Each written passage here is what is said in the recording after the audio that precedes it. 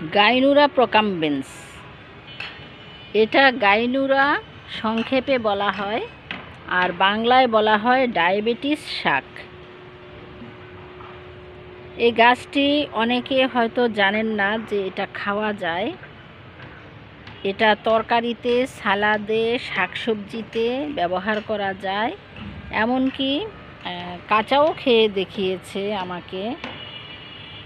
যারা আমাকে সাথে পরিচয় করিয়ে দিয়েছে, একজন আমার ডাক্তার, MBBS ডাক্তার, আমার ছোট ভাই, সে আমাকে এগুলা কাঁচা খেয়ে দেখিয়েছে।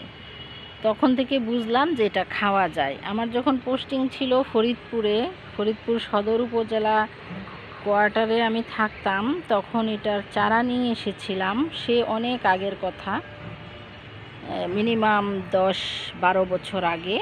তো তখন আমি এটাকে পাতাবাহার হিসেবে ঢাকার ছাদ বাগানে লাগিয়েছি।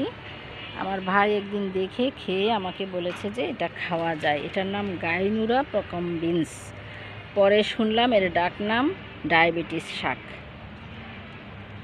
আমি কাঁচা কখনো খেয়ে দেখিনি, সালাদে ব্যবহার করা যায়। কাঁচা সালাদে দিই নাই, কিন্তু আমি পাঁচমিশালি, ছাদ বাগানের পাঁচমিশালি শাক যখন সংগ্রহ করি তাতে দিই, তারপরে মাছ তরকারিতে আমি এটাকে দিয়ে থাকি।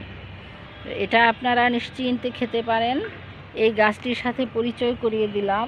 অনেক জায়গায় রাস্তার ধারে বা অফিসের সামনের বাগানে, বেডে লাগানো হয় এটাকে পাতাবাহার হিসেবে।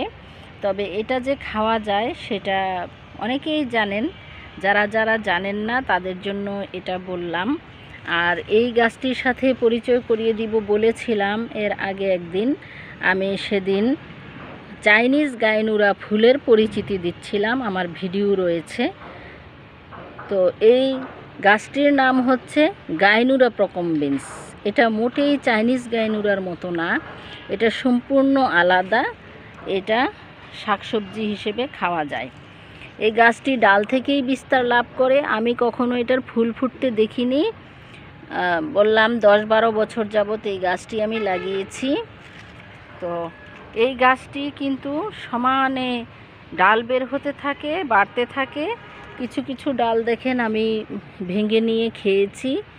তো এইখান থেকে আবার ডাল বের হয় এবং কাণ্ডটা অনেকটা হালকা বেগুনি রঙের। যখন সবুজ কাণ্ড বের হয়, কচি থাকে, এরপরে এটা ম্যাচিউর হয়ে হালকা বেগুনি রং ধারণ করে। এই গাছটা অনেক বাড়ে, দ্রুত বর্ধনশীল। যদি ছাদ বাগানে বা টবে আপনাদের নাগরিক জীবনে গাছটা দেখে থাকেন, তাহলে এটাকে খাবেন, কোনো পার্শ্ব প্রতিক্রিয়া নেই। অনেক উপকারী ভিটামিন আছে, পুষ্টি উপাদান আছে, কারণ এটা সবুজ শাক, সি ভিটামিনের উৎস। এছাড়া বিভিন্ন উপাদান, আয়রন তো আছেই। তো এভাবে আমরা এটাকে সবজিতে ব্যবহার করলে অনেক উপকার পেতে পারি। আমি কিছু গাছ আজকেও সংগ্রহ করব। আমার ছাদের অন্যান্য শাক আছে, সেগুলোর সাথে দিব, এবং এইভাবে এটাকে আমি নিয়ে রান্নায় দিব। আপনারা নিশ্চিন্তে এটাকে খেতে পারেন। আর এটার পরিচর্যার কথা বলবো।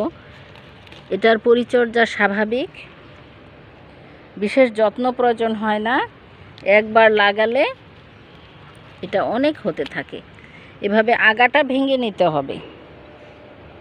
আগাটা ভেঙে নিয়ে কচি আগা, কচি পাতা, ম্যাচিউর পাতা খাওয়া যায়।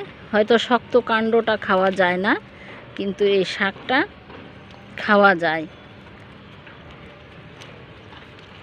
স্বাভাবিক পরিমাণে জৈব সার, স্বাভাবিক পরিমাণে মাটি, পানি দিতে হবে, এবং এটা ক্রমাগত হতে থাকবে। বেশি জায়গা প্রয়োজন হয় না। অন্য গাছের গোড়াতেও লাগানো যায়, আলাদা টবে তো অবশ্যই লাগালে ভালো। বেশি বিস্তৃত জায়গা হলে গাছের জন্য ভালো, তবে স্বল্প পরিসরেও এটা করা সম্ভব। তো বন্ধুরা, যারা চিনেন না তারা আজকে চিনে নিলেন গাইনুরা প্রকাম্বেন্স গাছ। এবং আপনারা গাছের সাথেই থাকুন, পরিবেশ বজায় রাখুন, ভালো থাকুন। আল্লাহ হাফেজ।